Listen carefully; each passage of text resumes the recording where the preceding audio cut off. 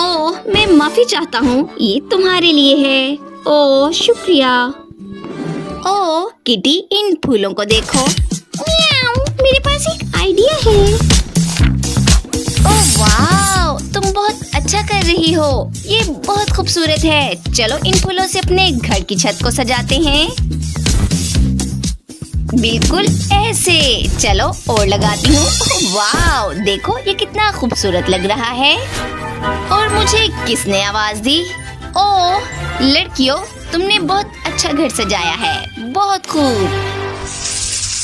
और चलो अब लंच का वक्त हो गया है। ओह नहीं, ये कितना गंदा है। शुक्र है कि मैं डोगी नहीं।